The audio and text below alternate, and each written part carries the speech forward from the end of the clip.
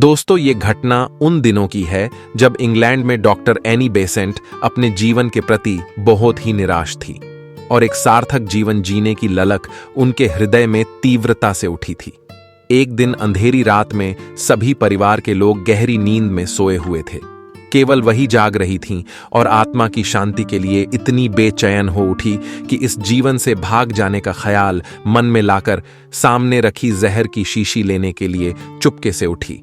लेकिन तभी किसी दिव्य शक्ति की आवाज ने उन्हें आगे बढ़ने से रोक दिया और एक आवाज आई, क्यों जीवन से डर गई, सत्य की खोज कर। दोस्तों, ये आवाज सुनकर एनी बेसेंट चौंक गई। आखिर ये आवाज किसकी है? आखिर कौन मुझे भागने से रोक रहा है? उन्होंने उसी समय निश्चय कर लिया कि सार्थक जीवन के लिए मुझे संघर्ष करना ही होगा। सत्य की खोज के लिए ये अपना परिवार, सुख, संपत्ति सब कुछ छोड़कर भारत आ गई। उन्होंने साध्वी जैसा जीवन यहां ग्रहण किया और विश्व को भारतीय जीवन दर्शन के रंग में रंग देना ही अपना मुख्य उद्देश्य बना लिया। उनकी मृत्यु भारत में हुई थी। दोस्तों, अंधकार से प्रकाश की ओर जाने के लिए भी मनुष्य को संघर्ष करना पड़ता है, जिसके दौरान वह अपनी निर्मल चेतना से समर्पण भाव को जागृत कर जीवन लक्ष्य की प्राप्ति कर लेता है।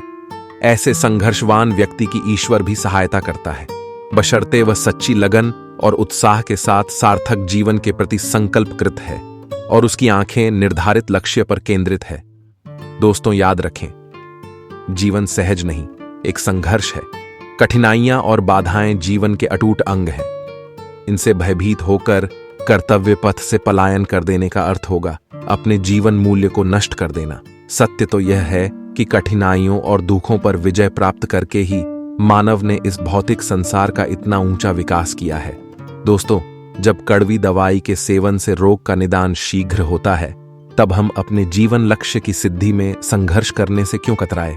हेनरी फोर्ड का कथन ध्यान देने योग्य है कि obstacles are those frightful thing you see when you take your eyes off your गोल।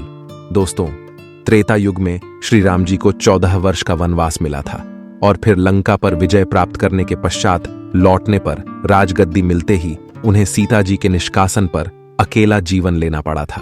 और द्वापर युग में श्री कृष्ण के होते हुए भी धर्मराज युधिष्ठिर सहित 5 पांडव भाइयों को 12 वर्ष का वनवास और साथ में 1 वर्ष का अज्ञातवास झेलना पड़ा था। दोस्तों, इससे स्पष्ट है यह जीवन का संघर्ष आदिकाल से चला आ रहा है। आखिर सुंदर जीवन बनाने के लिए हमें संघर्ष के बीच तो रहना ही होगा, बाधाओं को पार करते हुए आगे बढ़ना होगा और तभी हम अपने जीवन उद्देश्य की पूर्ति कर पाएंगे। दोस्तों, इसीलिए कहा जाता है कि जीवन से मत भागो, जियो उद्देश्य के लिए।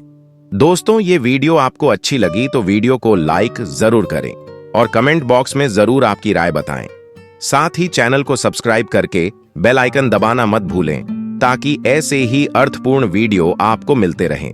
फिर मिलेंगे ऐसे ही कुछ खास जानकारी के साथ। तब तक के लिए आपका ख्याल रखें। धन्यवाद।